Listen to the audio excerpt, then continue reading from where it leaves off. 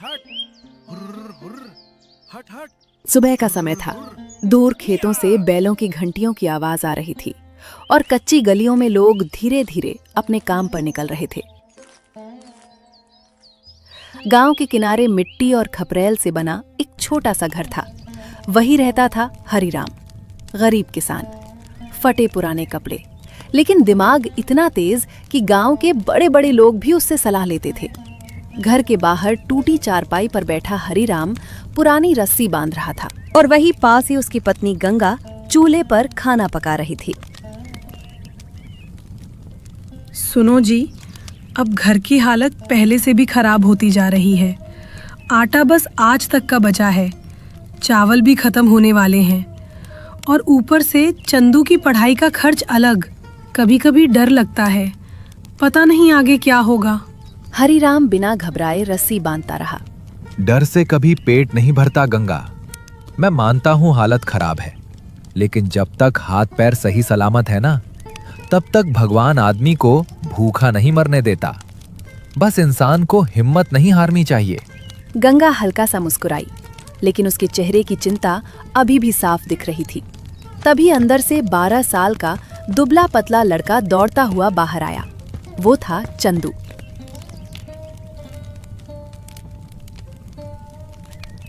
बाबा, आज मास्टर जी सब बच्चों के सामने बोल रहे थे कि कल से नई किताब लानी पड़ेगी। उन्होंने कहा जिसके पास किताब नहीं होगी उसे कक्षा के बाहर खड़ा कर देंगे। हरिराम के हाथ कुछ पल के लिए रुक गए। उसने जेब टटोली, लेकिन जेब खाली थी। चंदू धीरे धीरे सब समझ गया। कोई बात नहीं बाबा, मैं रमेश की किताब से पढ़ लूंगा। वैसे भी वो मेरा दोस्त है, वो मना नहीं करेगा। हरिराम तुरंत उसकी तरफ मुड़ा। नहीं बेटा, मेरा बेटा किसी के सहारे पढ़ाई नहीं करेगा। गरीब हैं तो क्या हुआ, इज्जत और मेहनत अभी भी हमारे पास है। मैं कुछ ना कुछ करके तेरी किताब जरूर लाऊंगा। लेकिन कैसे? घर में तो 1 रुपया भी नहीं बचा। कल साहूकार भी कह रहा था कि पुराना उधार पहले चुकाओ, और अभी तो बस आपने फसल लगाया ही है। उसे पकने में, काटने में बहुत समय बाकी है। हरिराम हल्का हंसा। दुनिया में 2 तरह के लोग होते हैं गंगा। एक वो जो परेशानी देखकर बैठ जाते हैं, और दूसरे वो जो परेशानी देखकर रास्ता ढूंढते हैं। मैं दूसरा वाला आदमी हूँ। चंदू अपने पिता को गर्व से देखने लगा। यहाँ गांव के कई किसान खेत पे पानी को लेकर झगड़ रहे थे।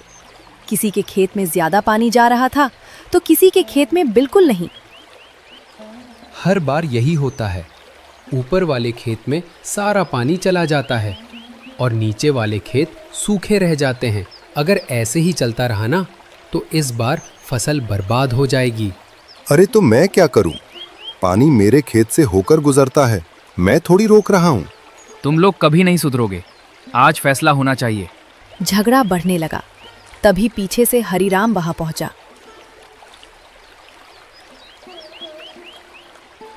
अरे भाई, इतना शोर क्यों मचा रखा है? खेत में काम कम हो रहा है और लड़ाई ज्यादा। हरिराम, तू ही कुछ बता, तेरा दिमाग तेज है, वरना आज हाथापाई हो जाएगी। हरिराम नीचे बैठ गया। उसने मिट्टी पर लकड़ी से लाइनें बनानी शुरू की। देखो, समस्या पानी की नहीं है, समस्या रास्ते की है। ये नाला सीधा है, इसलिए ऊपर वाले खेत में पानी तेज भाग जाता है। अगर यहाँ छोटा मोड़ बना दो तो पानी धीरे धीरे जाएगा और हर खेत तक बराबर पहुंचेगा। लेकिन इसमें बहुत मेहनत लगेगी, पूरा दिन निकल जाएगा। पूरा दिन मेहनत में निकल जाए तो अच्छा है, लेकिन अगर पूरा दिन लड़ाई में निकल जाए तो उससे बड़ा नुकसान कोई नहीं। और वैसे भी सब अलग अलग करेंगे तो समय लगेगा, लेकिन सब साथ मिलके करते हैं तो जल्दी होगा। कुछ पल के लिए सब शांत हो गए। फिर धीरे धीरे किसान मिट्टी काटने लगे। कुछ देर बाद पानी सच में बराबर बंटने लगा। सभी किसान हैरान थे। हरिराम, तू सच में कमाल का आदमी है। न विद्यालय गया, न पढ़ाई की, फिर भी इतनी समझदारी की बातें करता है। धरती सबसे बड़ी किताब होती है मोहन। जो इंसान इसे ध्यान से पढ़ ले, उसे ज्यादा पढ़ाई की जरूरत नहीं पड़ती। तभी गांव का अमीर जमींदार भैरव सिंह वहां आ गया। उसके साथ 2 आदमी भी थे। वाह रे हरिराम, अपने खेत तो संभलते नहीं और दूसरों को अक्ल बांटता फिर रहा है। कई किसान चुप हो गए, लेकिन हरिराम शांत खड़ा रहा। सलाह देने के लिए अमीर होना जरूरी नहीं होता मालिक, कभी कभी गरीब आदमी भी सही बात बोल देता है। भैरव सिंह की आंखें सिकुड़ गईं। बहुत जुबान चलने लगी है तेरी। याद रख, गांव में इज्जत पैसे वालों की होती है, गरीब आदमी की नहीं। हरिराम हल्का मुस्कुराया। इज्जत पैसे से खरीदी जा सकती तो दुनिया का हर अमीर आदमी अच्छा होता मालिक। कुछ किसान अपनी हंसी रोकने लगे। भैरव सिंह गुस्से से लाल हो गया। सबके सामने बहुत अक्लमंद बन रहा है तू। एक दिन यही अक्ल तुझे भारी पड़ेगी। सूखी मिट्टी अगर हवा से लड़ने लगे तो उड़ जाती है मालिक। मैं लड़ाई नहीं, सिर्फ मेहनत करना जानता हूँ। भैरव सिंह उसे घूरता रहा, फिर गुस्से में वहां से चला गया। शाम होने वाली थी। चंदू कुछ बच्चों के साथ खेल रहा था। अरे चंदू, तेरे घर में तो ढंग का खाना भी नहीं बनता होगा। हाँ, और इनके पास बैल भी नहीं है। किसान होकर बिना बैल का किसान। दोनों बच्चे हंसने लगे। चंदू गुस्से में उनको देखने लगा। तभी पीछे से आवाज आई, चंदू। हरिराम को देख के दोनों बच्चे वहां से चले गए। हरिराम उसे पेड़ के नीचे बैठा देता है। गुस्सा क्यों कर रहा था बेटा? क्योंकि सब हमारा मजाक उड़ाते हैं बाबा। सब कहते हैं हम गरीब हैं, हमारे पास कुछ नहीं है। कभी कभी लगता है काश हम भी अमीर होते। हरिराम कुछ देर चुप रहा। देख इस मिट्टी को, ऊपर से सूखी लगती है ना, लेकिन इसके अंदर फसल उगाने की ताकत होती है। इसी तरह गरीब आदमी बाहर से कमजोर दिख सकता है, लेकिन अगर उसके अंदर मेहनत और समझदारी हो तो वो किसी भी अमीर आदमी से बड़ा बन सकता है। चंदू ध्यान से सुन रहा था। गरीबी जेब में हो तो ठीक है, लेकिन दिमाग में नहीं होनी चाहिए। जिस दिन इंसान खुद को छोटा मान लेता है, उसी दिन वो सच में हार जाता है। चंदू की आंखों में चमक आने लगी। हरिराम की बातें सुनने के बाद चंदू कुछ देर तक चुप बैठा रहा। हवा धीरे धीरे चल रही थी। पास खेतों में झिंगुरों की आवाजें आने लगी थी। चंदू नीचे मिट्टी की तरफ देख के बोला, बाबा, क्या मेहनत करने वालों की जिंदगी हमेशा इतनी मुश्किल होती है? हरिराम हल्का मुस्कुराया। मुश्किल तो होती है बेटा, लेकिन मेहनती आदमी की एक खास बात होती है। क्या? वो कभी ज्यादा देर तक नीचे नहीं रहता। आज मिट्टी में होता है, कल उसी मिट्टी से सोना उगा देता है। चंदू अपने पिता की तरफ देखता रहा। उसे समझ नहीं आता था कि इतनी परेशानी के बाद भी हरिराम हमेशा शांत कैसे रहता है। और फिर कुछ समय बाद दोनों बाप बेटे घर की ओर निकल गए।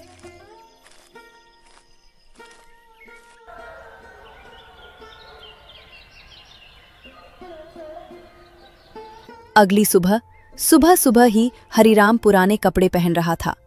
गंगा उसे ध्यान से देख रही थी। आज फिर मजदूरी पर जाओगे क्या? हाँ, साहूकार का थोड़ा कर्ज देना है और घर का खर्च भी चलाना है। लेकिन अपना खेत, इतनी मेहनत से जो फसल लगाई है, उसे भी तो संभालना जरूरी है। हरिराम गहरी सांस लेकर बाहर देखने लगा। फसल को पकने में अभी बहुत समय है गंगा, अभी बेच भी नहीं सकते, और जब तक फसल तैयार होगी तब तक घर भी तो चलाना है।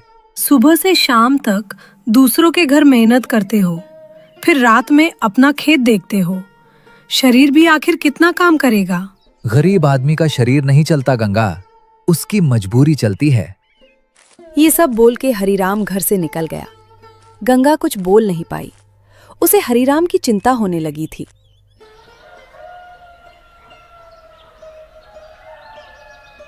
ऐसे ही कुछ दिनों बाद एक दिन हरिराम मजदूरी पर नहीं गया था। सुबह से आसमान हल्का बादलों से ढका हुआ था। हरिराम ने सोचा पहले खेत देखाए, फिर बाकी काम करेगा। वो धीरे धीरे अपने खेत की तरफ बढ़ने लगा।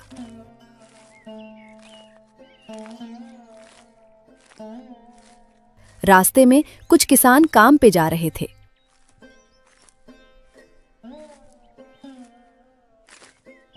अरे हरिराम, आज मजदूरी पर नहीं गया क्या?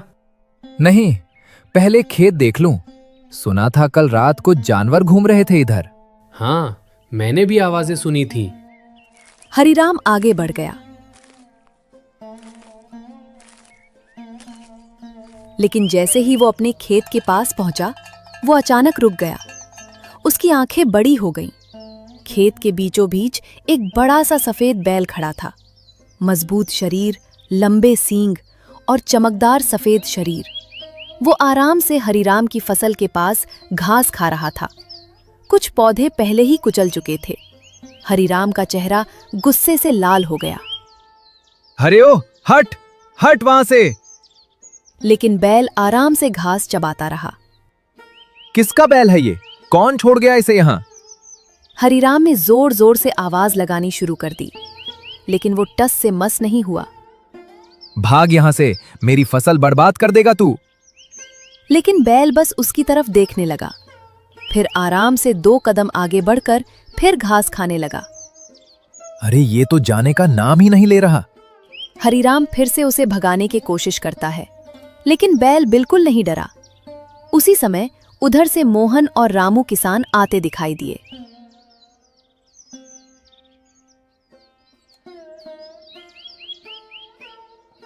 क्या हुआ हरिराम? सुबह सुबह किस पर गुस्सा निकाल रहा है? देखना, पता नहीं किसका बैल है, मेरी फसल के पास घुसा पड़ा है। रामू बैल को ध्यान से देखने लगा।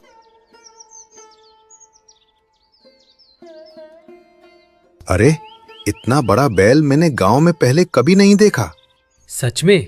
और देख, कितना ताकतवर है। ताकतवर हो या राजा हो, अगर फसल खराब करेगा तो दिक्कत तो होगी ना। मोहन बैल के थोड़ा पास गया। बैल ने उसकी तरफ देखा, लेकिन शांत खड़ा रहा। अजीब है, इतना शांत बैल मैंने कम देखा है। शांत बाद में रहना, पहले इसे यहाँ से हटाओ। तीनों ने मिलकर बैल को भगाने की कोशिश की, लेकिन बैल जाने को तैयार ही नहीं था। कभी वो खेत की तरफ लौट आता, तो कभी वहीं खड़ा होकर उन्हें देखने लगता। काफी देर कोशिश करने के बाद, ऐसा करो, पहले इसे पेड़ से बांध देते हैं। हाँ, वरना ये फिर खेत में घुस जाएगा। तीनों ने बड़ी मुश्किल से रस्सी पकड़कर बैल को पास के बड़े पेड़ तक लाया। कुछ देर उनको परेशानी हुई। वो लोग बैल से डर रहे थे, लेकिन बैल शांत था। फिर जाकर बैल पेड़ से बंध गया। हरिराम थककर पसीना पोंछने लगा। उफ, इतनी ताकत है इसमें, जैसे पूरा हल अकेले खींच ले। वैसे देखने में तो ये बगल वाले गांव के हरिया के बैल जैसा लग रहा है। हाँ, मुझे भी वही लगा। तो चलो पूछ लेते हैं उसी से। तुम लोग भी ना, पहले क्यों नहीं बताया? बगल वाला गांव तीनों बैल को लेकर हरिया के घर पहुंचे, और बैल भी मानो अपनी मर्जी से जा रहा हो। हरिया बाहर लकड़ी काट रहा था। उन्हें देखकर वो चौंक गया। अरे मोहन, क्या हुआ? ये बैल तेरा है क्या? उसने ध्यान से देखा, फिर सिर हिलाया। नहीं, मेरा बैल तो थोड़ा छोटा है, और वो तो मेरे घर में बंधा हुआ है, और इसे मैंने पहले कभी नहीं देखा। लेकिन देखने में तेरे बैल जैसा लग रहा था। नहीं भाई, ये मेरा नहीं है। तीनों एक दूसरे को देखने लगे। अजीब बात है, फिर ये आया कहां से? और अगर तेरा बैल घर में बंधा हुआ है, तो तुझे इतना सोचना क्यों पड़ा? अरे नहीं भाई, मुझे लगा वो खूंटी से निकल गया होगा, और दिखने में काफी मेरे बैल जैसा ही है, बस थोड़ा बड़ा है उससे। और जहां तक मुझे पता है, ऐसा बैल आसपास के किसी गांव में नहीं है। कुछ पल सब चुप रहे। हवा धीरे धीरे चल रही थी। बैल शांत खड़ा सबको देख रहा था। लगता है बहुत दूर से भटक कर आया है, पालतू है किसी का, और इसीलिए हमारे साथ इतना शांत खड़ा हुआ है। हाँ, वरना कोई ना कोई इसे पहचान जरूर लेता। हरिराम बैल की आंखों में देखने लगा। पता नहीं क्यों उसे बैल में अजीब सी शांति महसूस हो रही थी। अब क्या करोगे इसका? गांव में बांध देते हैं, अगर मालिक ढूंढते हुए आया तो ले जाएगा।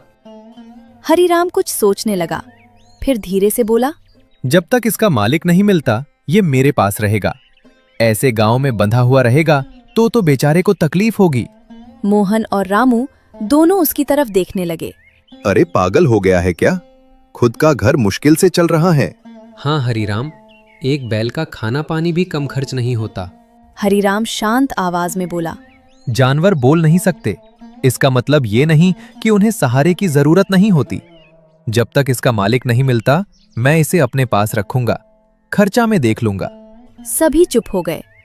दूर खड़ा सफेद बैल लगातार हरीराम को देख रहा था, जैसे वो उसकी बात समझ रहा हो। हरीराम का घर शाम ढलने लगी थी। आसमान हल्का नारंगी हो चुका था। हरीराम सफेद बैल को लेकर घर पहुंचा। गंगा बाहर पानी भर रही थी, लेकिन जैसे ही उसकी नजर बैल पर पड़ी, वो चौंक गई। अरे बाप रे, ये इतना बड़ा बैल कहाँ से ले आए और आपने इतनी देर क्यों लगा दी? मेरा नहीं है, खेत में मिला था, शायद किसी का भटका हुआ है। और आप इसे घर ले आए? अपने घर का खर्च चलाना मुश्किल है, ऊपर से अब बैल भी पालोगे? चंदू दौड़ता हुआ बाहर आया। उसकी आंखें चमक उठीं। वाह बाबा, कितना सुंदर बैल है। चंदू धीरे धीरे उसके पास गया। पहले थोड़ा डर लगा, लेकिन बैल शांत खड़ा रहा। अरे, ये तो बिल्कुल शांत है। हरीराम हल्का मुस्कुराया। लगता है समझदार है, सुबह से एक बार भी किसी पर हमला नहीं किया। गंगा अभी भी चिंता में थी। लेकिन इसे खिलाओगे क्या? जो हम खाएंगे उसी में इसका भी हिस्सा होगा। गंगा कुछ नहीं बोली। उसे पता था, हरीराम किसी मुसीबत में पड़े जानवर को कभी नहीं छोड़ सकता। हरीराम ने पुराने टूटे हुए छप्पर के नीचे बैल के लिए जगह बनाई। चंदू पानी की बाल्टी भरकर लाया। बैल आराम से पानी पीने लगा। बाबा, इसका नाम क्या रखेंगे? नाम? हरीराम कुछ पल बैल को देखने लगा। उसका सफेद चमकदार शरीर शाम की रोशनी में अलग ही दिखाई दे रहा था। इसे बादल बुलाएंगे। वाह, एकदम सही नाम है। चंदू खुशी से बैल की गर्दन सहलाने लगा। और आश्चर्य की बात ये थी कि बादल भी बिल्कुल अपनेपन से उसके पास खड़ा रहा।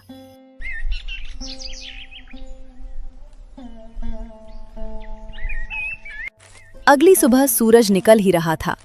हरीराम बाहर आया तो उसने देखा कि बादल रस्सी तोड़कर भागा नहीं था, बल्कि चुपचाप दरवाजे के पास बैठा था, जैसे किसी का इंतजार कर रहा हो।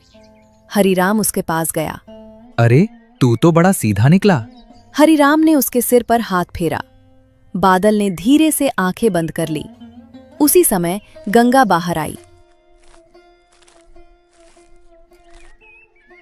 अजीब बैल है, कल नया घर मिला फिर भी भागा नहीं।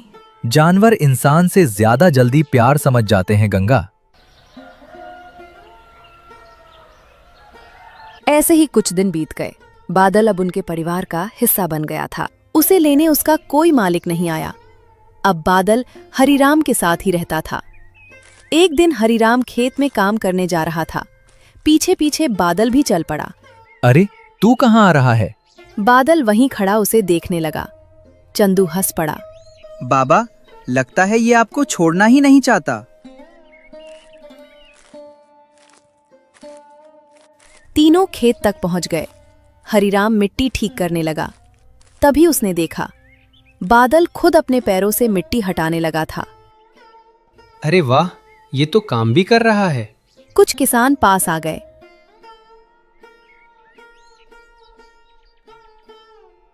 इतना समझदार बैल मैंने पहली बार देखा है।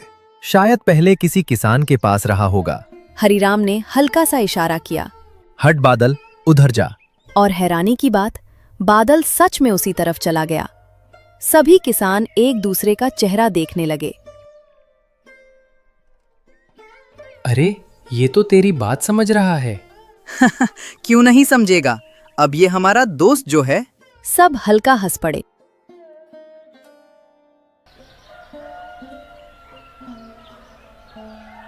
कुछ दिन बाद धीरे धीरे बादल पूरे घर का हिस्सा बन गया। सुबह हरीराम उठता तो बादल पहले से दरवाजे पर खड़ा मिलता। चंदू स्कूल जाता तो वो कुछ दूर तक उसके पीछे पीछे चलता।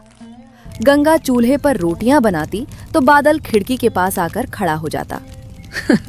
ये बैल कम, घर का सदस्य ज्यादा लगता है। एक दिन हरिराम दूसरी जमीन में अलग फसल के लिए खेत में अकेला काम कर रहा था। उसके पास बैल नहीं था, इसलिए उसे खुद ही भारी लकड़ी खींचनी पड़ रही थी। वो पूरी ताकत लगा रहा था, लेकिन लकड़ी हिल भी नहीं रही थी। तभी बादल उसके पास आया।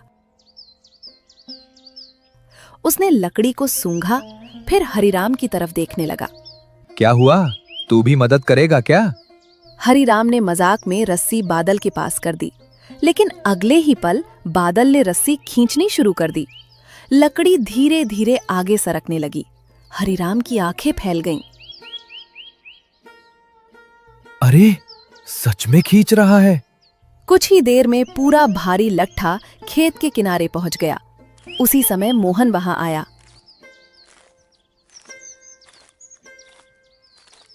हे भगवान, ये बैल तो आधा आदमी निकला।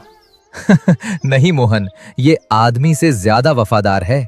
बादल धीरे से हरिराम के कंधे से अपना सिर लगाने लगा और हरिराम भी प्यार से उसकी गर्दन सहलाने लगा। लेकिन उसी समय दूर खड़ा एक आदमी ये सब देख रहा था। वो था भैरव सिंह।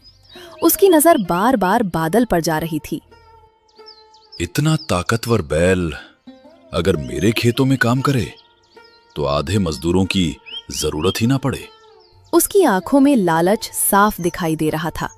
और उधर हरिराम को इस बात का जरा भी अंदाजा नहीं था कि उसका नया साथी जल्द ही बड़ी मुसीबत में फंसने वाला है। उस दिन के बाद से भैरव सिंह की नजर हर समय बादल पर रहने लगी। जहां भी हरिराम जाता, भैरव सिंह के आदमी चुपचाप वहां घूमते दिखाई देते। एक शाम हरिराम खेत से लौट रहा था। पीछे बादल धीरे धीरे चल रहा था। तभी मोहन दौड़ता हुआ आया।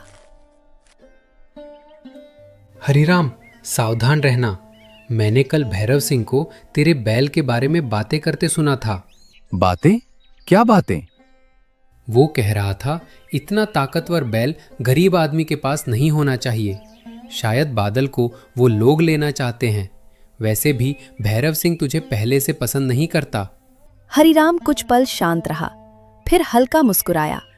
जिस चीज पर मेहनत और प्यार का हक हो, उसे कोई छीन नहीं सकता मोहन। लेकिन मोहन की चिंता कम नहीं हुई। अगली रात आसमान में बादल छाए हुए थे। चारों तरफ अंधेरा फैला था। गंगा और चंदू घर के अंदर सो चुके थे, लेकिन हरिराम की अचानक आंख खुल गई। उसे बाहर कुछ आवाजें सुनाई दी, जैसे कोई धीरे धीरे रस्सी खोल रहा हो। हरिराम तुरंत उठकर बाहर भागा और बाहर का दृश्य देखकर उसकी आंखें फैल गईं। 2 आदमी बादल को खोलकर ले जाने की कोशिश कर रहे थे। बादल जोर जोर से पैर पटक रहा था। कौन है वहां? कौन है? दोनों आदमी घबरा गए। तभी पीछे से आवाज आई, चिल्लाने की जरूरत नहीं है हरिराम। भैरव सिंह अंधेरे से बाहर आया। उसके हाथ में लालटेन थी। मालिक, आप? सीधी बात करता हूं, ये बैल मुझे दे दे। जितने पैसे मांगेगा दे दूंगा। ये बिकाऊ नहीं है। अरे गरीब आदमी, तेरे जैसे लोग पैसे के लिए सब बेच देते हैं। गरीबी मजबूरी हो सकती है मालिक, लेकिन हर चीज की कीमत नहीं होती। भैरव सिंह का चेहरा सख्त हो गया। ठीक है, फिर याद रखना, आज के बाद तेरी जिंदगी आसान नहीं रहेगी। इतना कहकर वो गुस्से में चला गया।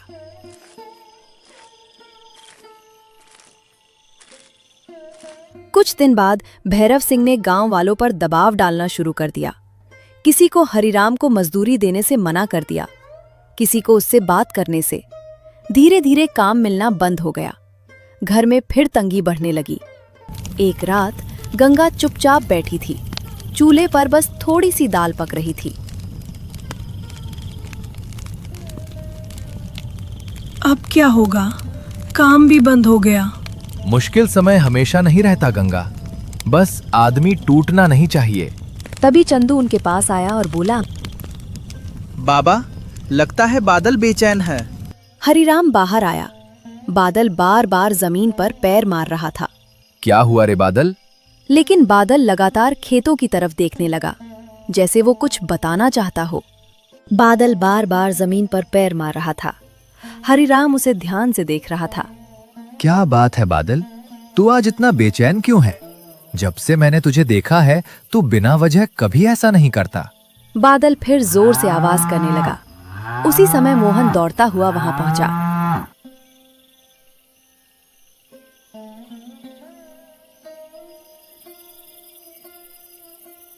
हरीराम, अभी अभी मैंने भैरव सिंह के आदमियों को गांव के बाहर देखा है। मुझे लगता है वो फिर से बादल को ले जाने की योजना बना रहे हैं। उसने कल गांव वालों को बुलाया है चौपाल में। मैं पहले से कह रही थी कि ये लोग आसानी से हार नहीं मानेंगे। अब हमें कुछ सोचना होगा। डरने की जरूरत नहीं है, जो सही है वही होगा।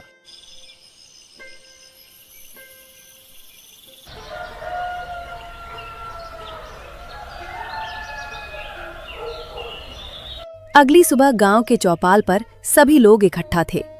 भैरव सिंह भी वहां खड़ा था। वो ऊंची आवाज में बोला, ये बैल साधारण नहीं है।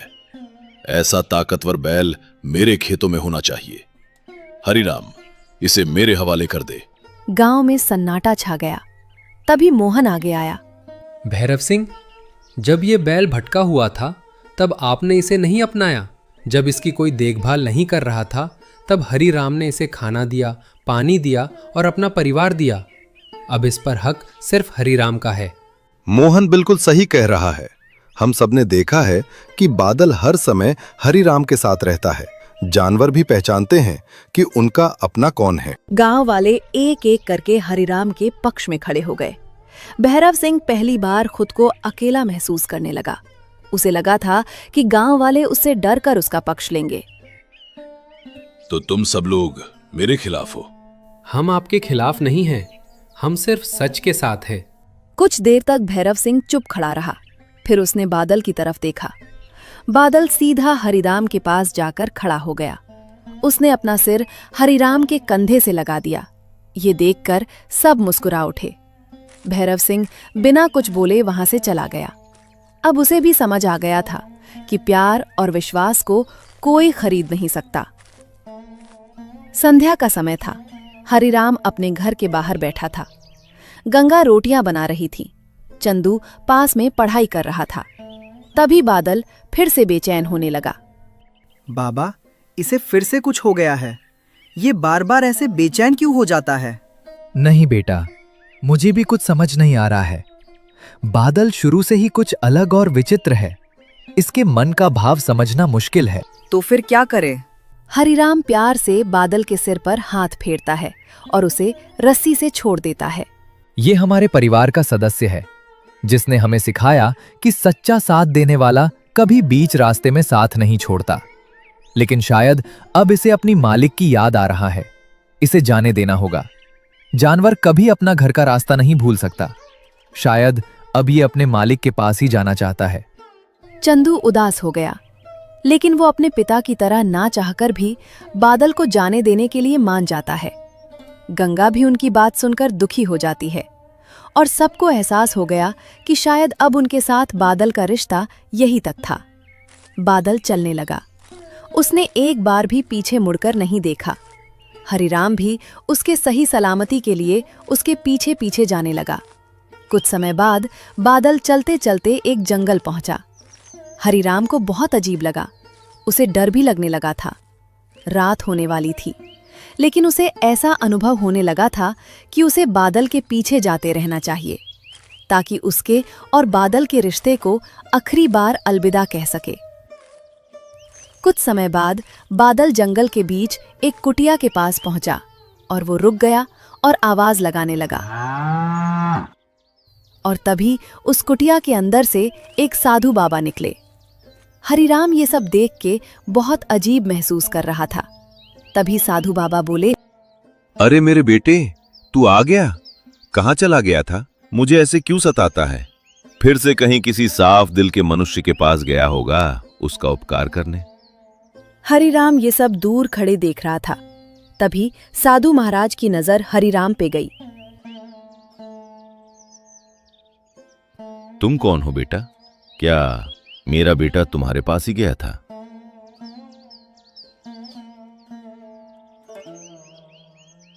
हरिराम थोड़ा हड़बड़ाते हुए बोला, हाँ बाबा, ये मेरे पास ही था। ये मुझे मेरे खेत में मिला था। फिर ये मेरे परिवार का हिस्सा बन चुका था। फिर पता नहीं ये अचानक बेचैन होने लग गया था। और फिर मुझे लगा कि इसे अपने मालिक की याद आ गई होगी, और फिर ये मुझे यहां तक ले आया। और अब आप दोनों का लगाव देख के ऐसा लग रहा है कि आप इसका मालिक नहीं, पिता समान हैं। तुमने सही समझा। ये मेरा बेटे जैसा है। लेकिन शायद तुम्हें ये समझने में मुश्किल हो रहा होगा कि ये तुम्हारे पास न भटकते हुए गया था और न ही तुम यहां तक ऐसे ही चले आए हो। ये इसका माया है, इसका मोह है जो तुम यहां तक आए हो। मैं कुछ समझा नहीं बाबा, आप क्या कहना चाहते हो?